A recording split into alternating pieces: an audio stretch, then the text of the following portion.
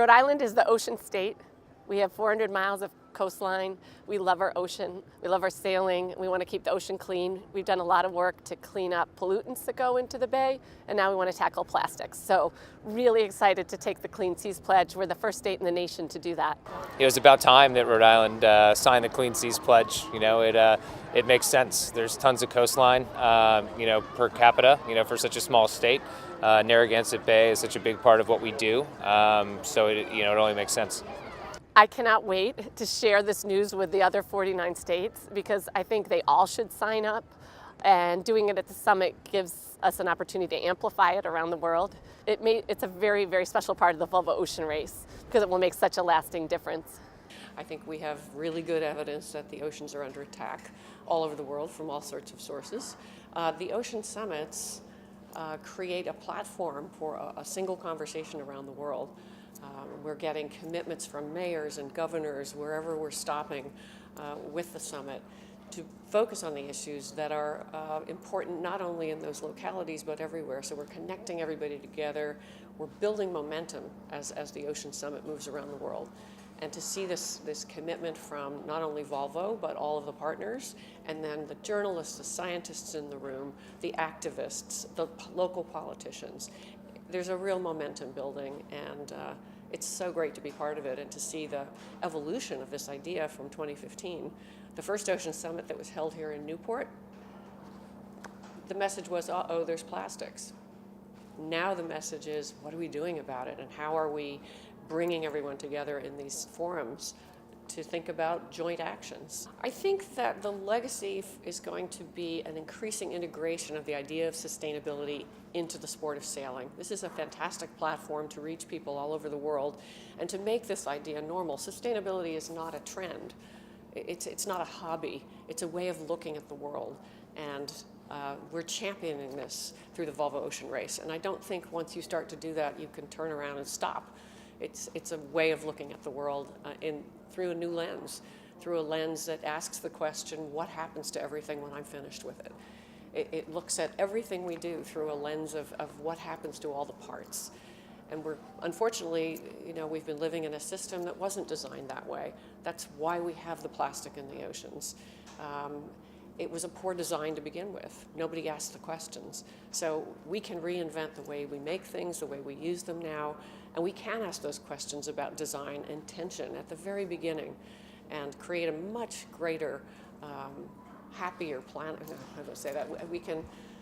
Volvo Cars, as part of our commitment to the Clean Seas campaign and helping turn the tide on plastic, we're announcing that by the end of 2019, we will remove all single-use plastic items from our restaurants, canteens, offices and global events.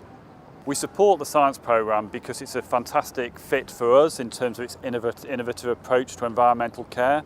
Volvo Cars is committed to an electric future. For example, by 2019, all new Volvos launched will be electrified. And we've also announced last month that by 2025, 50% of our sales will be from pure electric vehicles. So that really strong fit. We're leading the way on innovation in electrification.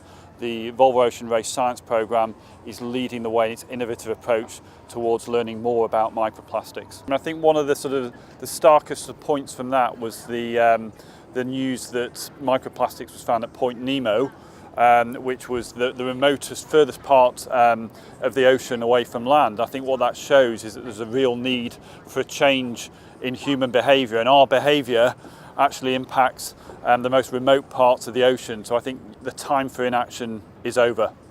And I think they're the generations that are inheriting our mess and actually want to make it better. Can I add there? In terms of weight, that is 100 million mature cows that we pull out of the global ocean each year to feed people. Huge. That is more than what. And we go through our daily lives making a lot of subconscious choices. And when you realize that there is a choice, there's generally a sustainable choice and kind of a nonchalant choice. So 2 initiatives that we're really announcing today is one, a boat recycling program. And we Thank you so much for having me here today. It's been a wonderful day. It's been very interesting. It's great to hear. The way that we are consumed products and plastic is also a way that we're all part of the problem. secondly, I want to announce a new zero plastic marina partnership with the Rhode Island Marine Trade.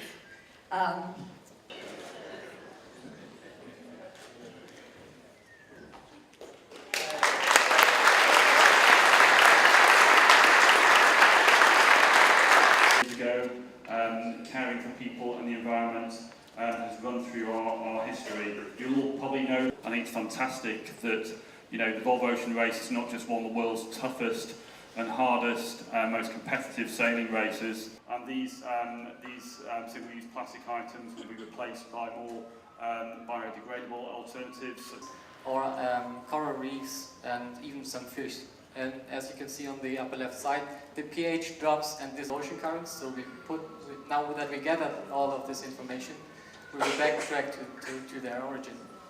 I know that Wendy is a preeminent puzzler, both literally and figuratively. She solves problems. And so I look at it systemically now, and I think we're part of a much bigger system than we even understand, and we're just beginning to understand it. We have the tools today to do that.